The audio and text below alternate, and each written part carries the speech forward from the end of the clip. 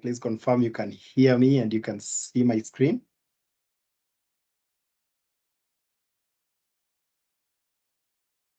Hello. Yeah, sure, Sam. I can hear you and also can see the screen. All right. Thanks again, Albert, for that introduction. And hi to everyone. I hope you're all excited about this, as excited as I am to just touch on the surface of what you're calling infrastructure as code. And it's interesting. I loved when I had people saying that deploying in resources, you deploy resources through the portal because it's simple. So spoiler alert, I just started learning or practicing infrastructure as code recently. And prior to that, I used to think that deploying infrastructure using you through the portal is the easiest way because you just click and you're done. But after dealing with infrastructure as code, let's say for the past 3.5 months, I feel like you all should try it out, and you should. And I'll just give you, this session will be more of an introduction, as we'll just touch on what exactly or where exactly does the process start, or recap how we provision that infrastructure, and then slowly move to a domain-specific language called Bicep. Just give me a thumbs up if you've ever heard of the word Bicep. Whether it's a programming language or it's the muscles. As long as you mean you've not had biceps? I'm not seeing any thumbs ups. The guys in the room, you don't have biceps. Anyway, that's no worries. So just for introduction, Albert has already done it all. I'm at Samson Barasa Wanjala. I'm really enthusiastic about technology, and aside from work and my professional life, I am passionate about communities, and it's majorly because when I was starting my career, being near people helped me a lot. I was able to solve things that would have taken me weeks in just a day, because you are with someone or you're in touch with someone who has already done it. So that's why I'm passionate about building communities where people can learn from each other and just make life easy from each other by being in contact with each other. So without further ado, let's dive into it. And I'd like to start with a big question, or just the big idea. Where does it all start? Whether you're working, someone has mentioned you have ever deployed an infrastructure using PowerShell. And so even if in this case we are talking about Azure, I know the AWS side is still the same, and we'll slightly touch on that. So, but when we focus on Azure, put our minds back just to the Azure platform for a moment. On Azure, you can provision resources either through the portal, Azure portal. You can provision resources either or through PowerShell, like Paul said. You can also provision resources through Azure CLI, and you can also use REST APIs to again meet the end goal or get to the end target. But in the background, what happens? What really happens? Whether you are using the portal, whether you're using PowerShell, whether you're using the Azure CLI, once you click that go ahead, or you click that commit button, you click that deploy button on the portal, what happens? It calls you call the Azure, you send your instructions or whatever you want to build, you send it to the Azure Resource Manager. So the Azure Resource Manager, for those here who are more familiar to AWS, the Azure Resource Manager is just like CloudFormation, and I had someone mentioning it. So the Azure your command will go, whatever it will be built or bundled together and sent to the Azure Resource Manager. And then the Azure Resource Manager will know which resource provider to call and which resources to provision, depending on the instructions you've sent it. So whether you're trying to deploy an Azure App Service, you are setting up policies or functions, you're setting up an application instance, you're setting up a database that will, and regardless of the method you're using, it will all go through the Azure Resource Manager before the Azure Resource Manager now deploys that thing. And in this case, so the Azure Resource Manager is sort of controls both so majorly we can say it controls the control plane of all the resources. When I talk about the control plane of a resource, what am I referring to? So the control plane, for example, if you're deploying a database, the control plane will be defining what. So we have a control plane and we have a data plane. So if you are deploying a database, the control plane will be defining that database instance, the database name, the database SKU. That is the purpose of that will be the function of the control plane. And then the data plane will be, how do you modify data in that database? If you are writing SQL queries to modify data in that database, then you're dealing with the data plane.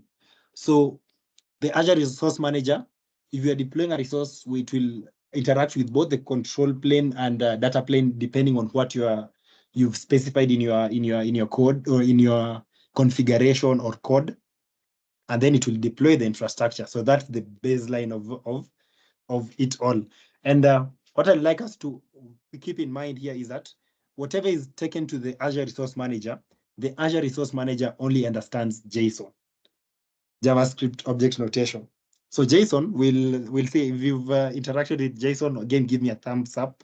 If you've not, give me a thumbs down. But as we'll see probably later as we progress, you might have different opinions, but we'll get to see like how does the JSON format look like, and then, but the focus of this presentation is a language that again I will introduce to you as that is specific to Azure. But take away from this slide is everything goes through the Azure Resource Manager, and the Azure Resource Manager understands JSON. So initially, if we wanted to deploy infrastructure using code on Azure, we needed to know JSON, or how to define JSON templates. And if you've interacted with the Azure portal, you've definitely come across this screen. This screen once your resource has completed deploying. Paul, is that right? You said you deploy primarily through the portal. You've come across this interface, right? Sure. True, yeah. All right. So if you come across this interface, then this just gives you an overview of your resource deployment. But as we'll see just in a short moment in the portal, the JSON part that the Azure Resource Manager understands is specified in this templates section.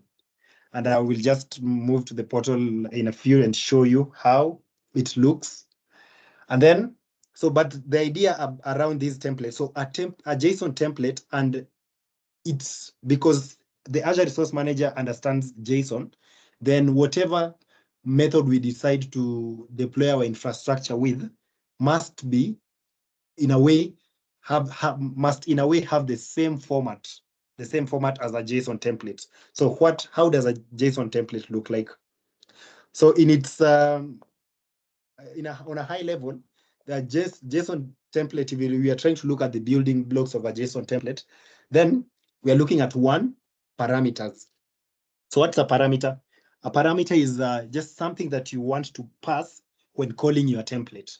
So for example, if you're deploying a virtual machine, your parameter will be your virtual machine name. Your parameter will be your password. So you're passing these values as you call the template, or remember we've said, even if you deploy using the portal, in the background, you will interact with a JSON template or that Azure Resource Manager understands. So whatever parameter you're passing to your JSON template, or whatever values you're passing to your JSON template, like your virtual machine name, your storage account name, your password, those are parameters. And then what are variables? Variables are, we could liken them to parameters, yes, but these are things that are specific to a template. within that are local to a particular template. You cannot pass a variable while calling a template. So variables are innately already defined inside a template. It's not something you can pass during the deployment. So a variable could be, for example, you've bundled together your variable to be a SKU, a storage account SKU, or that is like the properties of a storage account. You put them in a variable, and then you just use that variable inside the same template that variable you've specified. You can't use it outside that template. And then 3, the output. I think the best number 3 could be resources. So the resource is the actual thing that you're deploying. In this case, we are talking about a virtual machine, a storage account. So those are your particular resources. And then lastly, your output. Your output is what do you want to see at the end of your deployment. So when you go to the portal, you'll see an example of an output. For example, you'll say, once this VM is deployed, give me its name as an output, or give me its ID, its resource ID as an output, because I want to use it somewhere else, or it will be of help somewhere else. And with that, I'd just like us to. So we've talked about JSON, right? So we've talked about the structure of an ARM of a template or so. So this is the screen I was sharing, that once you deploy a resource on the portal, you get this screen. And when you look at this screen, so the overview just tells you whether your deployment has failed or completed. Then you can open up the deployment details, but that's not of interest as now. Your input section, these are now your parameters. What did you pass in as you are calling the template? So in this case, do not worry, we will still do a practical thing with you. And then, but this one we are looking at, so the resource is already defined in Azure. The inputs are the parameters of the template that was used to deploy this resource. We have the virtual VNet name, the subnet name, and then when you look at the outputs, so the outputs were like, my outputs were the subnet IDs. So I want to use these subnet IDs when later, maybe I'm not deploying a virtual machine at the same time. So later on, when I want to put a virtual machine in a particular subnet, I will put it in I will pick my subnet ID, the subnet ID that I want to put my VM in, and use it. And then lastly, we have the template. So this is our JSON now. So if you're not familiar with JSON, this is how a JSON template looks. So in a nutshell, in a JSON template, you see we've talked about the structure of a JSON template. So a JSON template has parameters, just as we said. So these parameters are the things that we are passing, the values that you're passing as we call this template. Then you'll see we have a particular resource section. Let's see. We have resources. Same way, we have resources. So these resources, for example, here, the particular resource is a virtual network, because we're talking about a virtual network. But don't worry about the readability of this. That's why we're just getting some background of how resources are deployed on Azure. So this is the resource section. We are specifying particular resources. And then we have the output section. We are giving an output of our subnet IDs that I said we might want to use to deploy our VMs later on. So ideally, this is how a JSON template looks. So initially, if you wanted to automate your infrastructure deployment, you need to know this. First of all, you need to know the structure of a JSON template, which we've gone through. But in my opinion, I don't know if you hold the same opinion, or you will hold the same opinion after we look at how Bicep now simplifies this. But in my opinion, by the time you're able to to understand the syntax of a JSON file. Okay, it's definitely it's doable. We are human. We are intelligent enough to understand this. But the bottom line is, at its core, JSON was meant to be a machine language. So if you, for example, wanted to talk your user interface to send data to your backend, that communication could happen through JSON. So JSON at its core was intended to be a machine language. So why even when you see the syntax, you have to take time to understand it. So that aside, I'll go back to our slides just for a moment, then we get back here. So we've looked at the different structures, the things that make up a template. Then, so what are the challenges with now ARM, Azure Resource Manager? Because like using the Azure Resource Manager, you are directly using JSON to deploy your resources. So you have to write a JSON file to deploy let's say a resource group, a storage account, a virtual machine. But what are the challenges, or from what we've seen? The JSON by itself, it's verbose. It's highly verbose, meaning it's sort of hard to read, write. Imagine that is just a virtual network I was deploying there, but it was that verbose. So imagine if you are deploying a complex logic, maybe you are deploying 5 virtual machines in different, and they are linked. Maybe they are linked to different virtual networks. There is peering between the network. So that, with complexity, it becomes too human heavy, or for lack of a better word. And then it's also complex. Understanding and maintaining a large number of resources, just like I've said. So it's an uphill task to sort of get to grasp how to deploy a large number of resources or maintain a large code base using JSON by itself.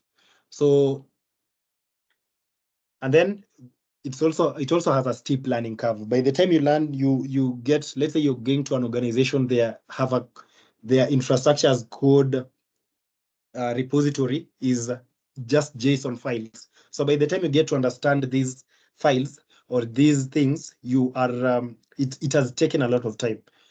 So Microsoft came up with a domain-specific language called Azure Bicep. So Azure Bicep is just like Terraform, but specific to Azure. And so being domain-specific, meaning it's just constrained to Azure. And then it has a very concise syntax, as you will see just in a few. And then it has a very reliable type safety, as you'll also get to see. And just like Terraform, it has support for code reuse and so forth. If I can just show you an example, you've seen the files that I was showing on the portal. So for example, you saw this section, like defining a parameter. If I'm supposed to define a parameter called location and give it a value of South Africa, on my right is a JSON template. So this is how it looks. And on my left is a Bicep template. So this is how it looks. It's just one line. I'm sure it's a no-brainer. Like the Bicep side is simpler, right? And with that, I just like us to just try it out. Try out the Bicep that you're talking about. But now, what do you need to start using Bicep? So ideally, what you need is just to install the Azure CLI. You just need to install Azure CLI, and to install Azure CLI, I already had the link here, but you can just search on your browser Azure CLI. You'll see the Microsoft link there. And then depending on whether you're using a Windows or a Mac, you can go for your preferred. And then you choose Azure CLI and download, install, and then 2. So that's the first thing you need. Then 2, you need the Bicep CLI. So once you've installed Azure CLI, you just go to your command line. You go to your command line and just run AZ Bicep. Oh, sorry, I'm sharing a different screen. Sorry. So you just go to your Bicep file and say AZ Bicep install. So it hasn't gone through the installation process because I already have it. And then with that, you're already good to go with you're already good to go to start trying out Bicep. So in my case, once you install it like that, it's available on your, let's say if you have VS Code, you can still access the Bicep that you've installed. You can still access it via VS Code.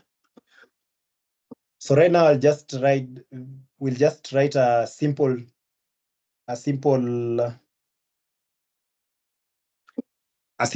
Bicep code. I'll just call it demo. We'll deploy a storage account. So storage account demo.bicep.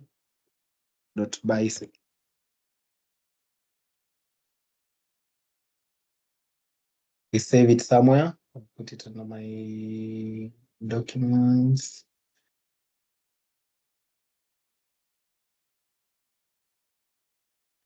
I'll just put it somewhere here. I have a folder called ISC.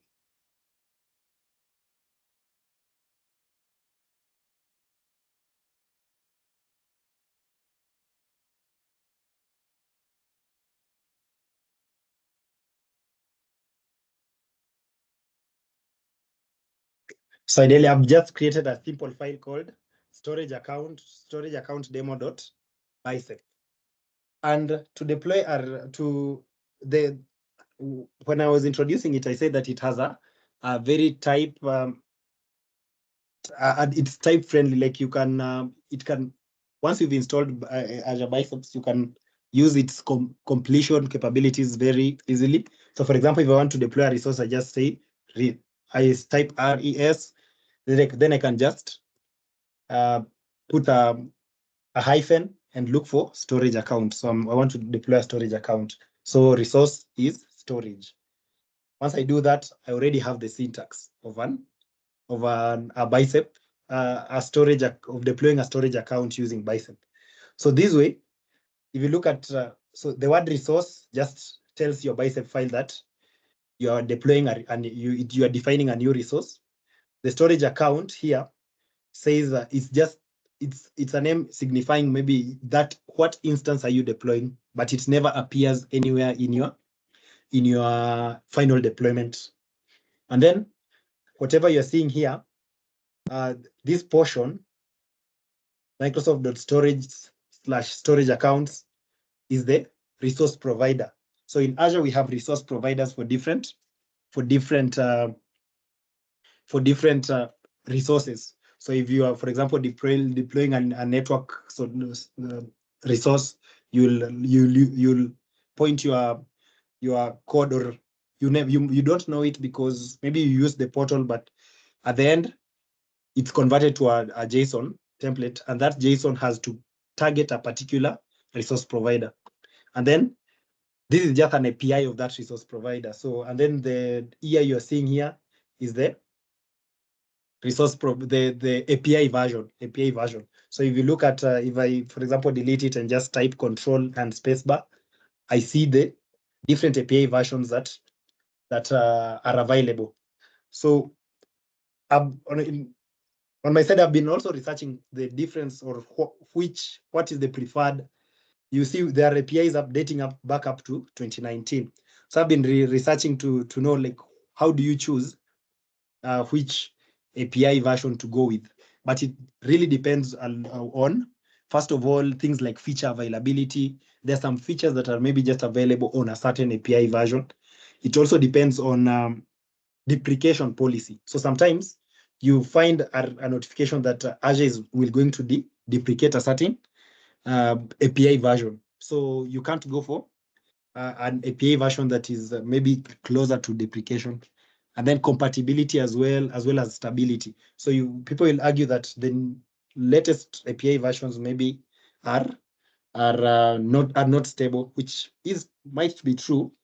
So this is just for me. I made it a practice just to use something that is not the latest, but closer to the latest. So that way, I'm convincing myself that it's a bit stable. Yeah. So what is inside this bracket now is the particular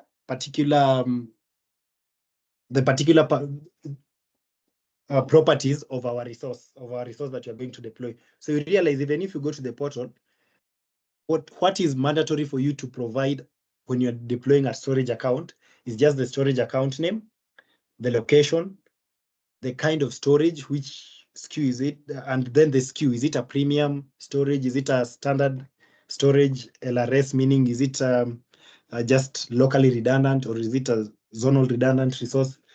And then the beauty of Bicep now, so I'll just start, let's say I'll specify the name here, but instead of specifying, I could just come here and specify the name. Let's say it's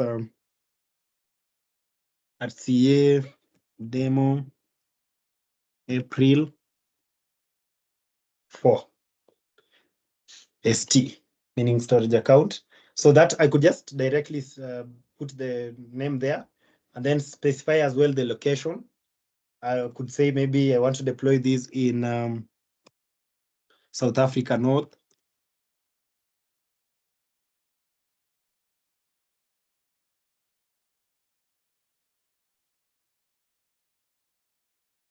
South Africa North.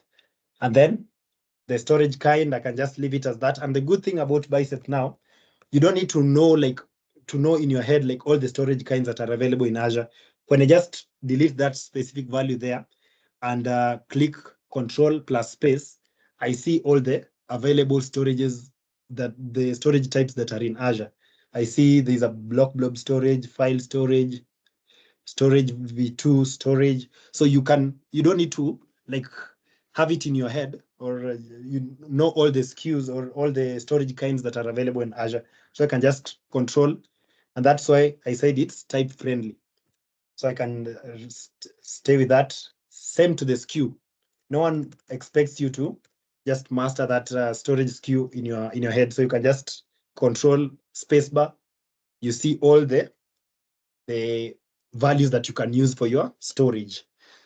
Definitely, you need to have some basics around deploying resources in Azure for you to get to this level. But ideally, that's it. So for a case, I'll just go with the standard LRS. And then, so this is ideally, you can just specify your resource like this and then deploy. To deploy it, I'll just start a new terminal here. I like going for command prompt.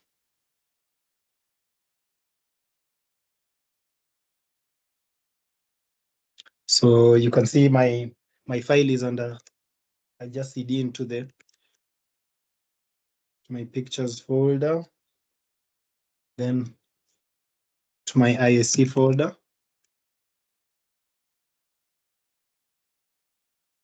And then, so that's where my and then I'll just log into my Azure portal. That is, so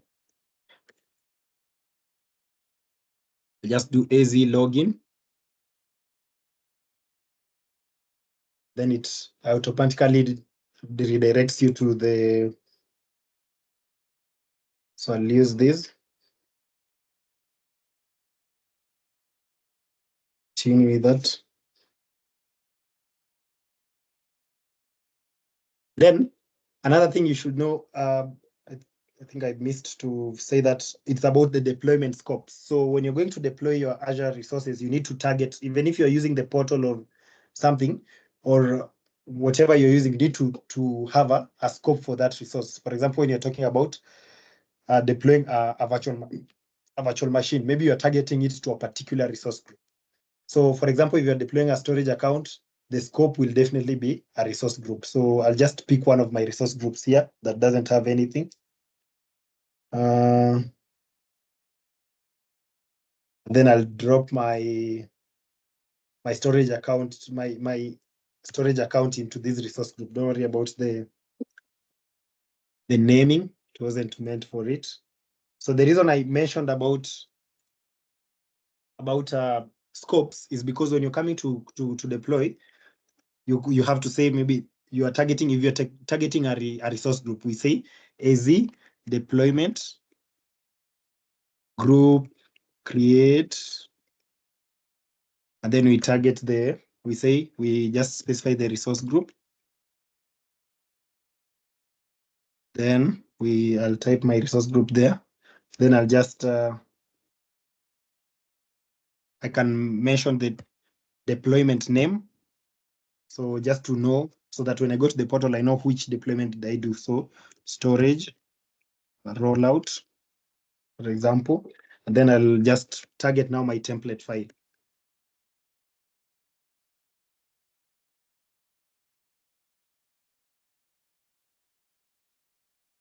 So we have that storage account.bicep, and boom.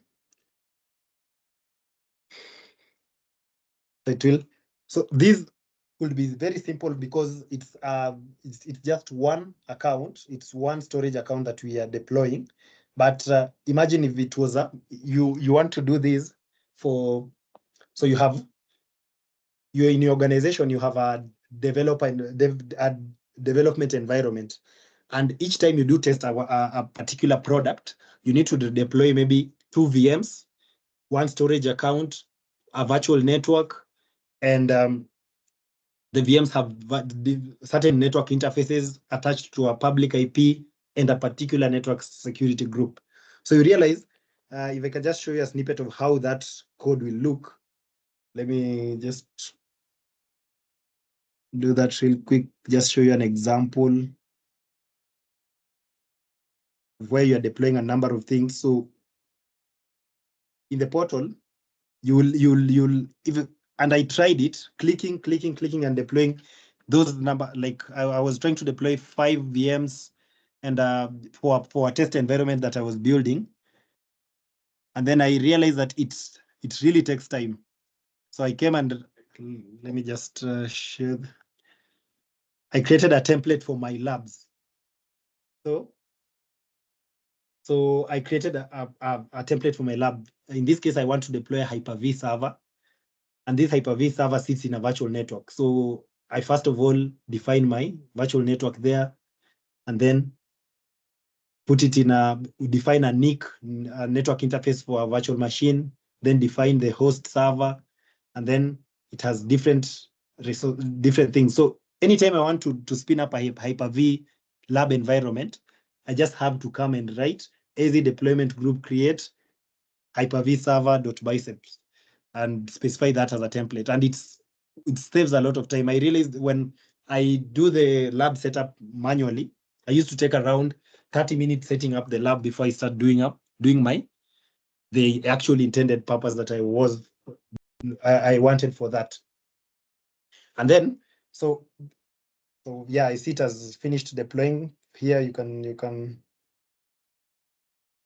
see. So the storage account name was RCA demo April.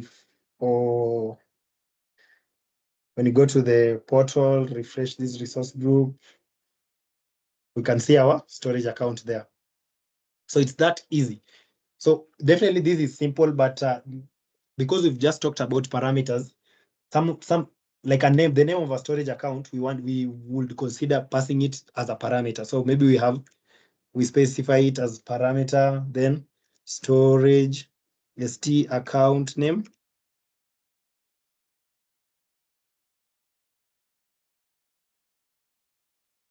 Account name, it's a string. And then I just specify, instead of putting it here, put it there. Then this way, we are slowly starting to make our code. Then here we just call the storage account name. So you realize when you have a lot of resources, specifying it this way, so specifying it this way gives you a lot of, starts giving you some flexibility, because if you have an environment like mine here, you have a number of parameters you're specifying. So every time I want to change the name of my server or the size of my virtual machine, I just have to come here and change from here, not go into the whole code and change it. So this is just an overview of the basics of Biceps, and just to show you how beautiful it is. And just to, on my side, when I was learning Bicep, and it did take me a lot of time, and my colleague took me through the basics as he was deploying. I'm watching, and I started just easily started to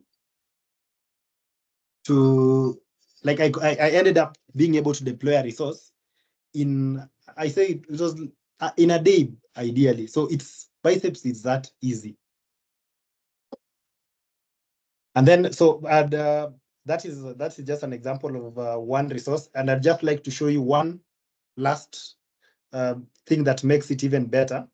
So let's say you've deployed something on the portal. You realize that anything you deploy on Azure, when you go to, let's say when I go to my resource group, whatever we've just deployed now, when I go to my resource group and go to deployments, we named our resource deployment storage rollout, that when you open that storage rollout, we do have a template, an ARM template for that resource.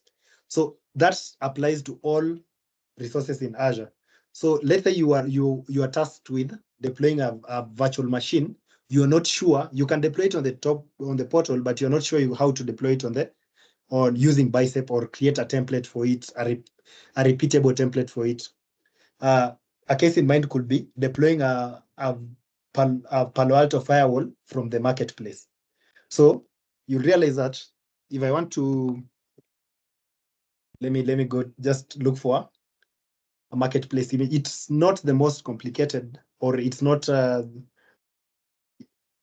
It's just an example, a good example to show how easily you can get a Bicep script, and that is readable. You can easily understand. So I'll just search here for a case in mind. Now I want to deploy a virtual machine to host a Palo Alto firewall on Azure. So that's not a resource I've interacted with, but I can. So I come just here, run through the creation process, say RCA,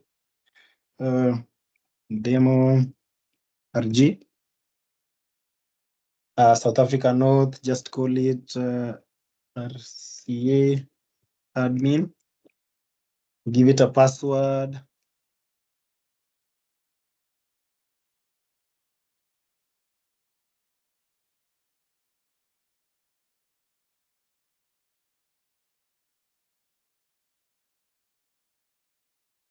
All right, give it a password, just like that. I think we leave the config, the network to the create itself. Then I'll just say pip1 there, then VM series VM 01. So that way I'm ready to review and create this, and you'll see how the template for this VM looks. Sorry, I think we've missed something. We'll just go back in a moment. So it has to be, so just call it resource cloud allo or Bicep demo. Just want to show you how you get that template.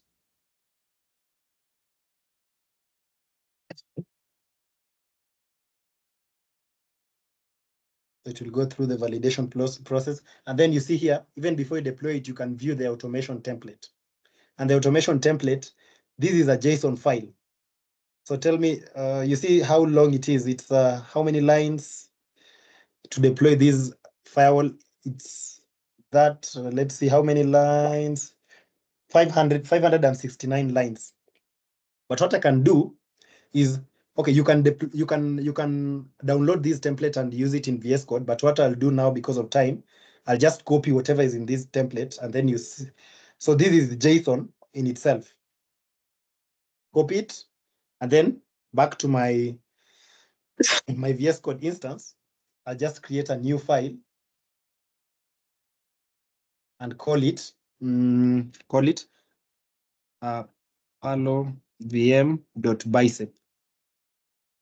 As long as I've given it a bicep extension, then we are good. And then remember, I've copied a JSON file. Then I just paste it here.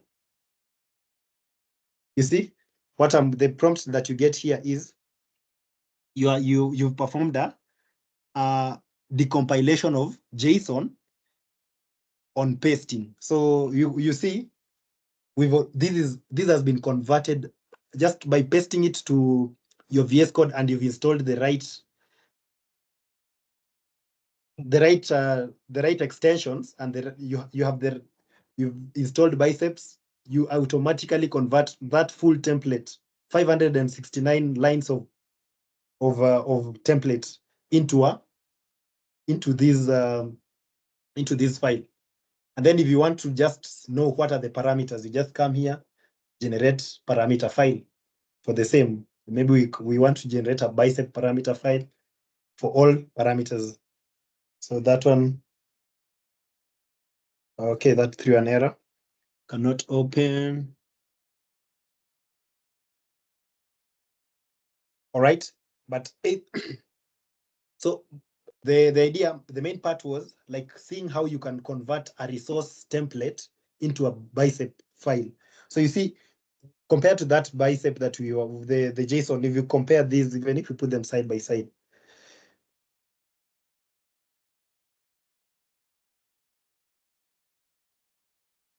this is the same resource being deployed.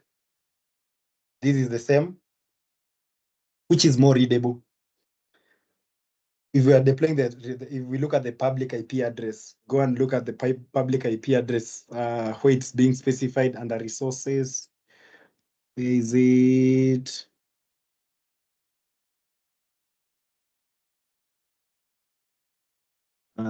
Just quickly.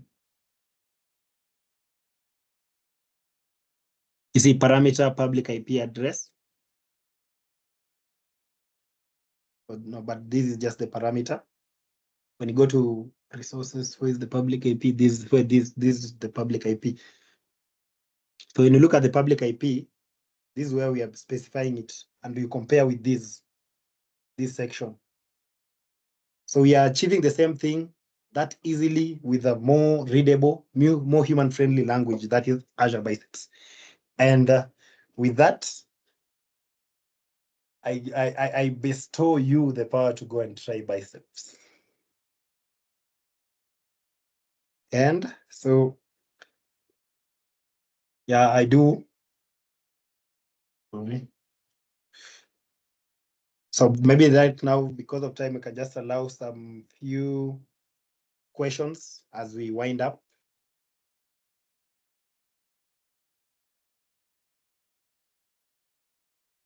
Any questions as we digest these benefits of Biceps? Allow me to start. First of all, I thank you, Sam, for that great presentation there. At least people we get an introduction on what Bicep is, and definitely we are going to try it out. Just a quick one. So I believe you can also do the same using Terraform in deployment of my resources to Azure. So maybe what factors will I maybe consider before using Bicep to Terraform? What are some of the factors that I should choose? And according to you, which one do you feel like a beginner should give it a try? Mm-hmm. Okay, it really depends. It really depends with if you work. First of all, I'll start with if most of your operations are around Azure, then I don't see the need of using uh, Terraform. One, because um, we have Azure Biceps has a very tight from the screen I'm showing. You see, it has a with summarizing the benefits. It has a very tight integration with Azure. So this means that when new resources come up, so it's like it has day zero support of a resource. So any resource that comes up on Azure is already supported by Azure Biceps before the Terraform. Before it's incorporated in Terraform, and then for Azure Biceps, there is no issue. You don't have to worry about maintaining state files. If you've worked with Terraform, then you know there is that state file that gets generated to link your target or the nature of your resource at the target and where you're hosting your code. So you don't have to worry about state files when you're dealing with Azure Biceps. But then if you're looking at if most of your operations are maybe multi-cloud or you deal with different clouds, then for sure Terraform is the better way to go, because it's more like we said, Azure Biceps is a domain-specific language. So it's just majorly around Azure. So it just depends with your use case. Okay, yeah, right, thank you. Yeah, totally agree on that. Is there any other And question?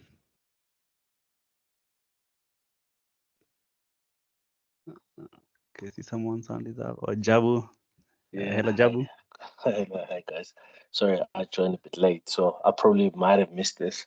Can I use Azure DevOps with Azure Bicep? Is it integratable? Like yeah, using yeah. pipelines? All right. Yeah, sure. First of all, I have to admit, so Jabu, glad to see you here. And for everyone, actually, Jabu is the one who taught me Biceps. Like the first time I interacted with Biceps is he was the one who was Don't doing put the me on the deployment. spot. I'm learning it. I have to. But that's how, and I know you can attest to how fast I got to deploy a resource using this language, using Bicep. But to your question, yes, Azure Bicep is integratable with Azure DevOps. You can create a pipeline. If you want to know, what we've done is we have our code. What we've done at the moment is we just had our code in VS Code, and we deployed the code directly to Azure using the AZ deployment group create. But alternatively, what we could have done is, if I can just quickly just not do it, but just show up another alternative. So we could have Azure DevOps is a platform now that we can just use as to maintain our code. So no, yeah, to maintain our code. So we could have pushed our code to maybe to deploy a firewall. We push it to Azure DevOps. We have the code on Azure DevOps, and pushing it on Azure DevOps is just easy. It's just that we can't go through it right now because of time.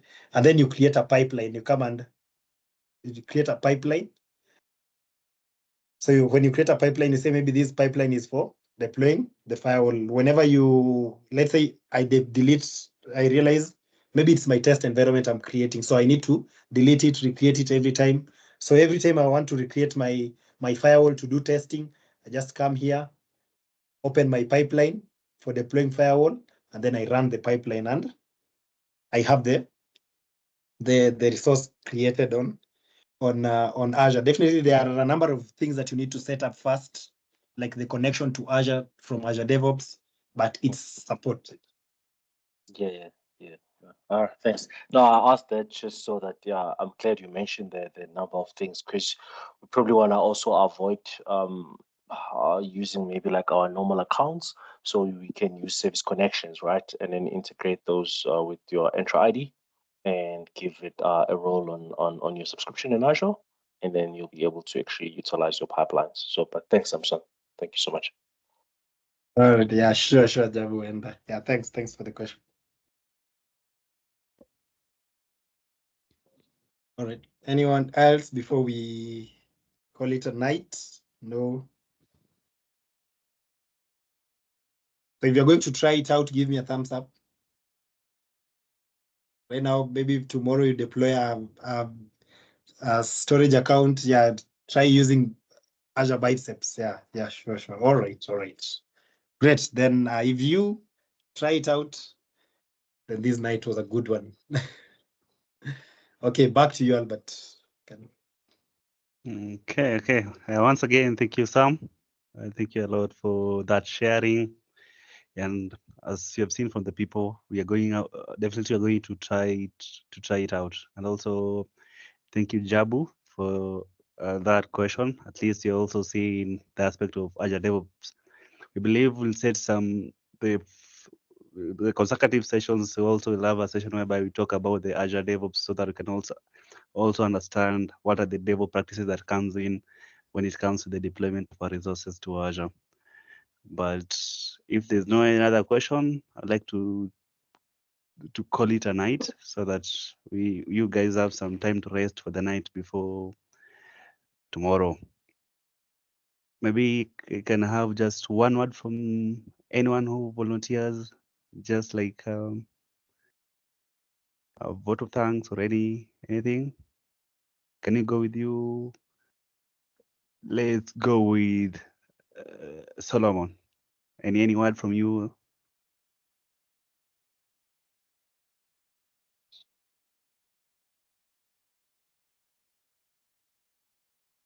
Solomon, can you ask? Okay, I'll quickly let's take it to Daniel, because yeah, go on, Solomon. Okay. Hope I'm audible enough. Okay, Yeah, first sure. I'll go first. Would like to appreciate Samson, for some good content. Okay, actually, this is my first meeting I'm joining.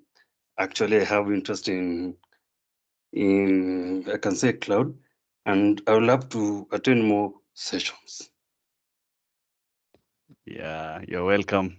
So pin it under your calendar. Every Thursday we have a session there. We'll chat about cloud subs. Since Daniel, you had already unmute, maybe just go on, just a vote of thanks, then call it a night. Okay.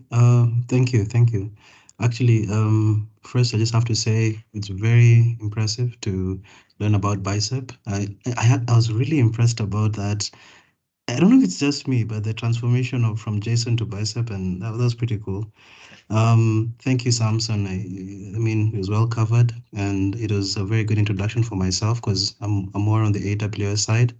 But to get that exposure helps us to really get the appetite to learn more. And then just thank you for setting this up. I think with Solomon, I'm also new, my first Thursday meeting, but I've had an experience with our Resource Cloud Academy from your Terraform, and I really enjoyed that. It really also, the whole infrastructure as code has really been opened up. So you guys are doing an amazing job, and we would love to keep on joining in and learning more, and also supporting where we can and growing.